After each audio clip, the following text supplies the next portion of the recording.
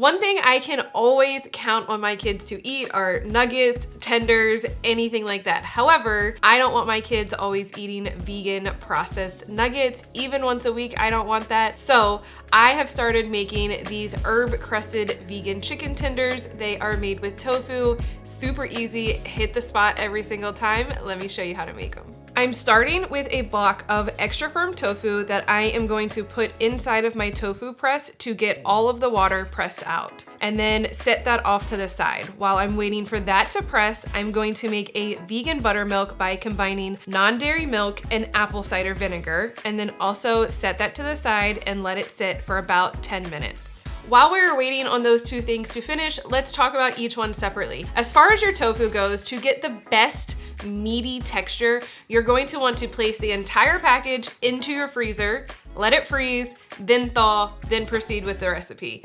That gives the best meat-like texture that especially if you are trying to convert your kids over to veganism, that'll be very similar to what they are traditionally used to. Also, if you do not have a tofu press, you can wrap your block of tofu in a kitchen towel and then place something heavy on top of it. It could be a cast iron skillet, it could be a pile of bowls, a pile of books, just something heavy to press out all of that water. Then, as far as the buttermilk option that we are making, the best results come from using soy milk. It has a higher protein content than like almond milk or oat milk, and it will give you the best buttermilk-like results. However, any non-dairy milk will work with this. Just don't be surprised if you use something other than soy milk and it doesn't have as many curdles that you see when I pour this out later in the video.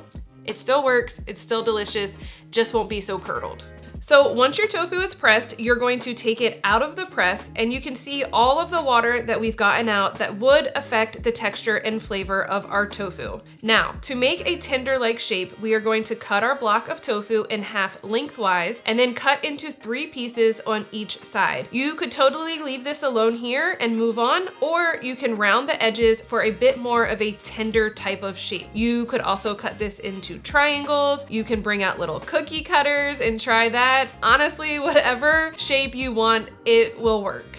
Now, we're going to add some cornflakes into a bag and mash them to create crumbs. You can also just skip this step and use breadcrumbs. You could also mash crackers or chips to get that same crunchy texture on the outside. In 2 separate shallow bowls, we are going to pour our buttermilk mixture, and then in the other one, I'm going to add those cornflakes, a bit of flour, and our spices. And then whisk that together or stir that together so we have a nice cohesive mixture.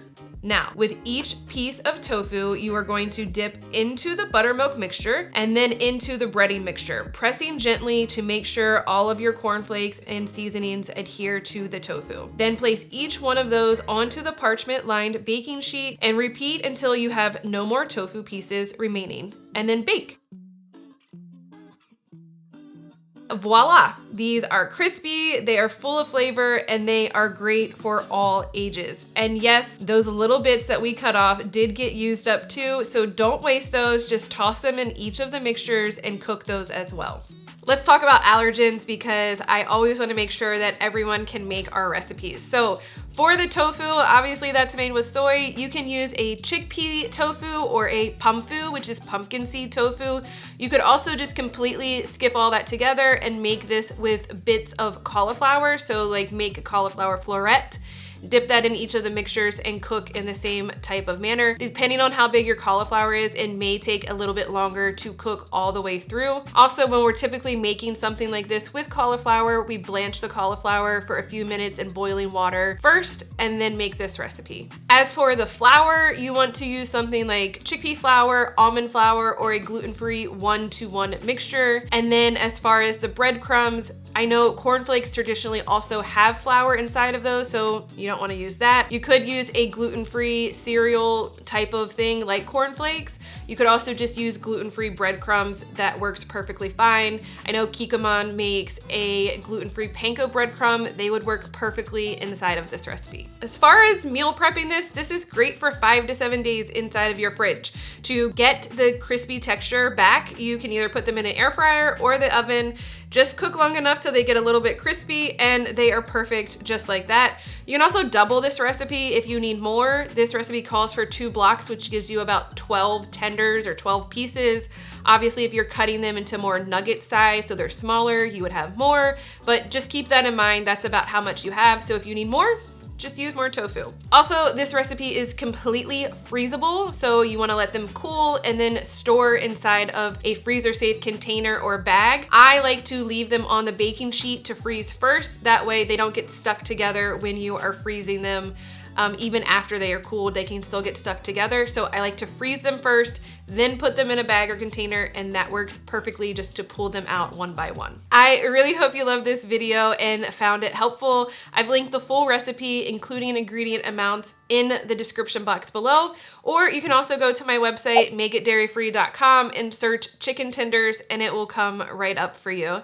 I hope you have an amazing week, and I will see you in the next video. Bye.